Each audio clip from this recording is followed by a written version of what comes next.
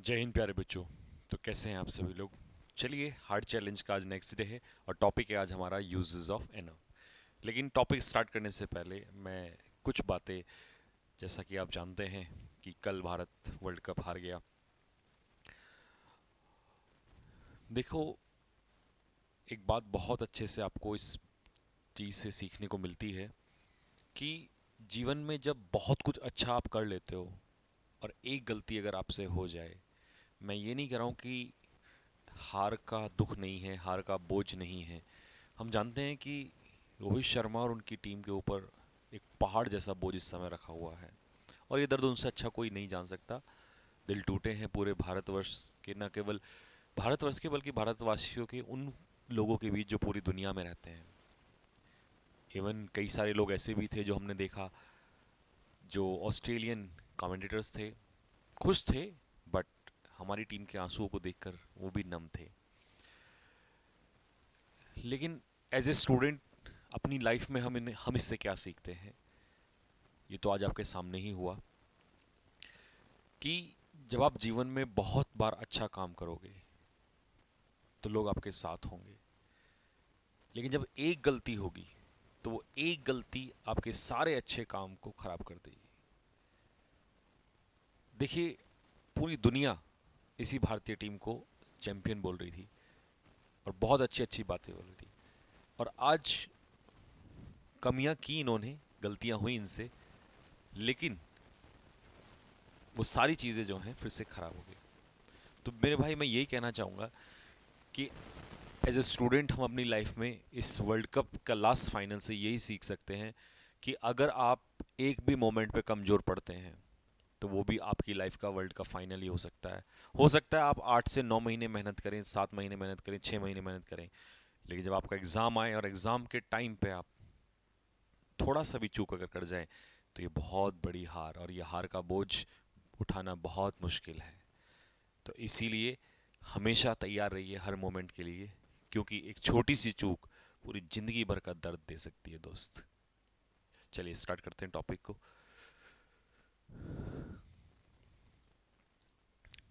तो प्यारे बच्चों, आज का टॉपिक है हमारा एनफ। देखिए, एनफ को आपने आई डोंट नो कितने तरीके से सीखा है। आज हम इसकी पूरी कहानी को खोलेंगे। एनफ जो है वो 3 तरीके से इस्तेमाल होता है। पहला है एडजेक्टिव के रूप में, दूसरा है प्रोनाउन के रूप में, और तीसरा जो यूज है वो है एडवर्ब के रूप में। सबसे पहले मैं इसमें जो जिक्र करूंगा वो करूंगा प्रोनाउन को लेकर, क्योंकि एग्जाम में प्रोनाउन वाला पार्ट नहीं आता है, लेकिन सिखाने की पर्पज से मैं आपको बताता हूं। तो आप एक बार देखिए, जैसे उसने पहले एग्जाम्पल में कहा, would you like some more cake, क्या तुम्हें और केक चाहिए। फिर उसने कहा, no thanks, I have had enough, मेरे पास काफ़ी है। अब मुझे बताइए, यहाँ जो एनफ है वो किसकी किसको रिप्लेस कर रहा है। केक को रिप्लेस कर रहा है, ताकि अगर हम ये ना कहें आई हैव हैड एनफ केक, तो केक केक बार बार रिपीट ना हो, तो नाउन के रिपीटेशन को रोकने के लिए हमने क्या लगा दिया, प्रोनाउन लगा दिया। तो इसका मतलब यहाँ पर एनफ क्या इस्तेमाल हो रहा है, प्रोनाउन की तरह इस्तेमाल हो रहा है। I have taken up enough of his time, मैंने उसका काफ़ी सारा समय ले लिया है। देखिए, जब आप ऐसा कहते हैं, ईच ऑफ,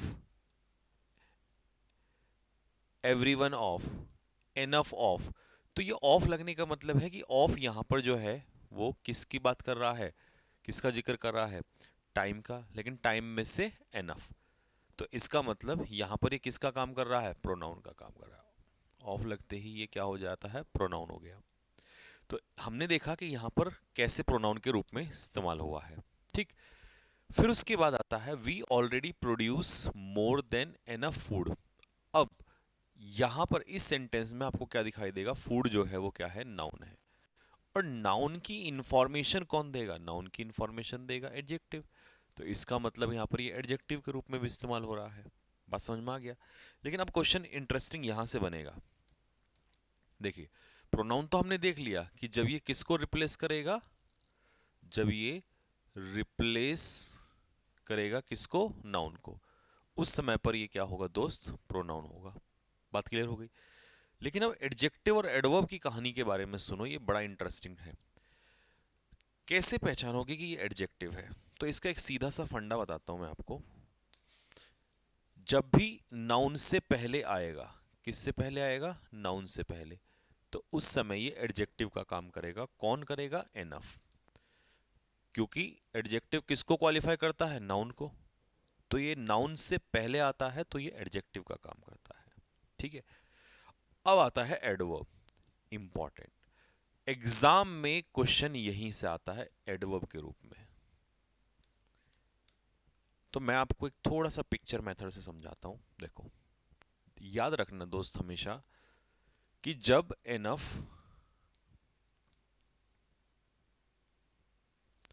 किसी एडजेक्टिव को क्वालिफाई करेगा, किसको क्वालिफाई करेगा, एडजेक्टिव को।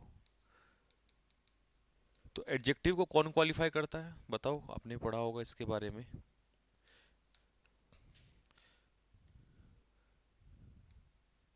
कल मैंने, परसों आपको संकल्प वाली क्लास में भी समझाया था, बेसिक वाले बैच में भी बताया था। तो आप मुझे बताइए, अपने मन में जरा रिवाइज कीजिए उस टॉपिक को, कि जब हम देखते हैं कि एडजेक्टिव की क्वालिफिकेशन यानी एडजेक्टिव की इंफॉर्मेशन कौन देता है, अगर आपसे कोई पूछे तो आप कहोगे कि सर एडजेक्टिव की इंफॉर्मेशन जो भी वर्ड देता है उसको हम कहते हैं एडवर्ब। ठीक है जी। जब भी ये एडजेक्टिव की इंफॉर्मेशन देगा उस समय पर ये क्या कहलाएगा दोस्त, एडवर्ब कहलाएगा। ठीक है। यूं तो वर्ब को भी अगर एनफ क्वालिफाई करेगा तो भी ये क्या ही कहलाएगा, क्योंकि वर्ब की विशेषता भी कौन बताता है, एडवर्ब बताता है। लेकिन मैं बता रहा हूं इंपॉर्टेंट ये है, एग्जाम में यही आएगा, 100% यही आता है। और आता कैसे है मैं तुम्हें बताऊंगा, क्या क्या चीजें इसमें गड़बड़ होती हैं। तो इसको हटा दें भी 2 मिनट के लिए। हटाना क्या है, यहां देखो तुम, ये हटा ही देते हैं क्योंकि ये बहुत इंपॉर्टेंट है। देखो, दो गलतियां होंगी। एक तो वो क्या करेगा कि एडजेक्टिव को एनफ के बाद लिखेगा, तो बाद में नहीं लिखना, क्योंकि बाद में तो नाउन आता है। ठीक है। तो पहले एडजेक्टिव आएगा, उसके बाद एनफ आएगा। दूसरा, ये एडजेक्टिव जो है पॉजिटिव डिग्री का होना चाहिए। कौन सी डिग्री का, पूरा लिख देता हूं, पॉजिटिव डिग्री का एडजेक्टिव होना चाहिए। और इसके बाहर तुम्हारा क्वेश्चन एनफ का नहीं जाएगा। पॉजिटिव डिग्री का एडजेक्टिव होना चाहिए और एनफ एडजेक्टिव के बाद आना चाहिए। बस ये आपको ध्यान रखना है। जैसे सपोज करो मैं आपसे कहूं, she is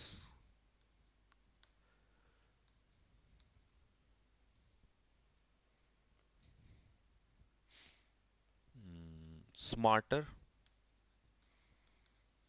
enough to solve the question। वो इतनी स्मार्ट है कि आराम से क्वेश्चन को सॉल्व कर सकती है।